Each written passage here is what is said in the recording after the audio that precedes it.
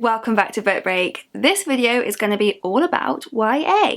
We don't post very much about YA books here on Book Break, so I wanted to rectify that because obviously BookTube has a huge YA audience, and also there are a lot of people who possibly look down on YA or have assumptions about what sort of genre YA is going to be. In that case, they're usually assuming it's going to be a paranormal romance along the lines of Twilight. A lot of people might think that YA is only valuable for a young audience, but none of that is true. So YA is actually a really broad term. It can really be applied to any book written from the perspective of a younger character aged around 12 to 18. And of course there are books with children or teenagers as protagonists, even though the books themselves are still very much aimed at adults and wouldn't really fit into YA. But in those cases, the writer tends to put a sort of knowing spin on the younger perspective, so leaving the reader to feel like they maybe know more than the protagonist, whereas YA books more fully inhabit and explore that younger perspective. So if you fit into that 12 to 18 age bracket or thereabouts, then YA can feel really relatable. But if you're a bit older than that age bracket, then reading YA is a really great chance to broaden your perspective and see the world through new eyes. It's been a long time since I was a teenager, so I don't always remember exactly what it felt like. And so reading YA feels like stepping into someone else's shoes for a while, which is what reading is all about in the first place. So, to shatter YA stereotypes, I'm going to recommend a YA book in every genre. So no matter your usual reading taste, you can find something perfectly suited to you. Let's start with romance, seeing as that is what a lot of people are familiar with when they're thinking about YA. Tokyo Ever After by Emma Kojin is a sort of reimagining of The Princess Diaries. This is about a Japanese-American teenager who tracks down her long-lost father only to discover he is the Crown Prince of Japan. So it's this really funny, really heartwarming book that follows Izzy as she navigates this whole new world, new culture, new traditions, and a blossoming romance with her super cute bodyguard. For fantasy readers, there's Enchante by Gita Trillis.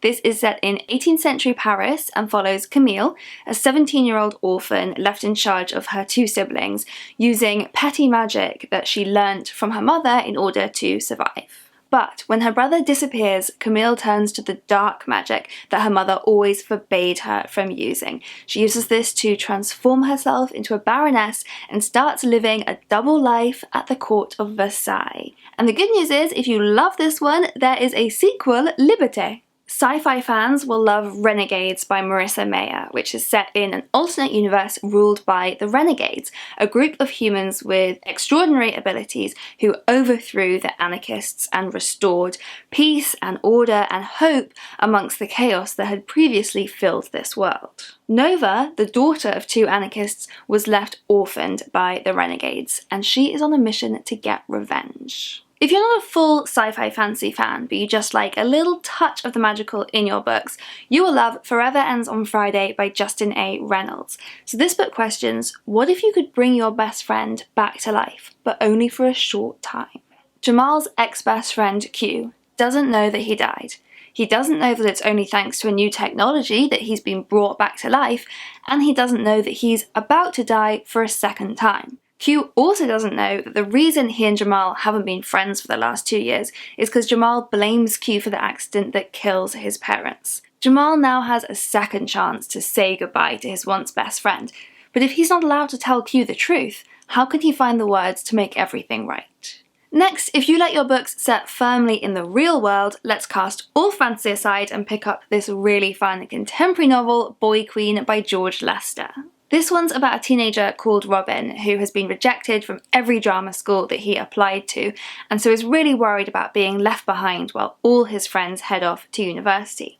But then he discovers the local drag show and discovers a whole new glittering path ahead of him. For historical fiction fans, The Swallow's Flight by Hirumakai is a beautiful World War II novel about 4 ordinary lives brought together by extraordinary circumstances. This book is about friendship and family on 2 sides of a devastating war, 2 German boys and 2 English girls, and the book spans a whole decade, so we follow these characters and their lives through the threat of war to war itself. If you're looking for something scary, I've got a thriller here, The Woods Are Always Watching by Stephanie Perkins.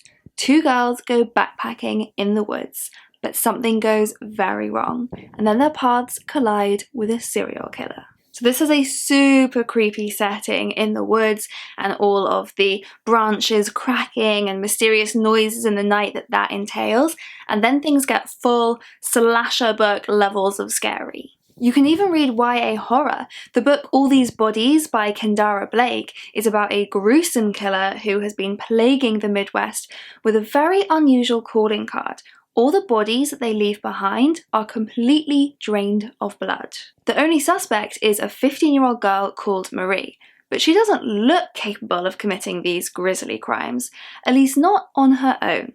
So this one gets supernatural, very creepy. For poetry lovers, I've got Slam. You're gonna want to hear this. This is a collection of poems chosen by Nikita Gill.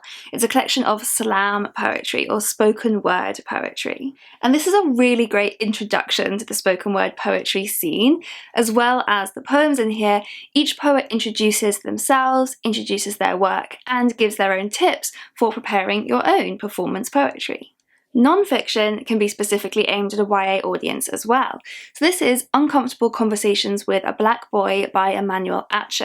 Emmanuel is the author of Uncomfortable Conversations with a Black Man, which tackled the questions that white people and other non-black people often don't know how to ask or know to ask in the first place. This one specifically revolves around questions that might spring up for younger readers or for their parents, and also questions that might spring up in schools or other communities for younger people. It's described here as an essential young person's guide to race, privilege, and allyship. And finally, the classics. So the term YA may be relatively new, but books centered around a younger character's perspective is definitely not new. There are plenty of amazing classics that do really appeal to what we now define as a YA audience. For example, Journey to the River Sea by Ava Ibbitson.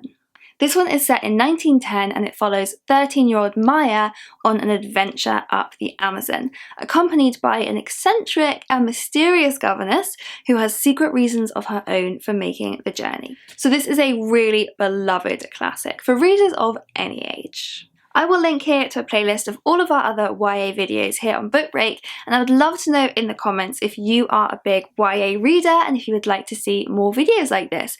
And of course, if you have any YA books to recommend of your own, we always love to hear your book suggestions. See you next time.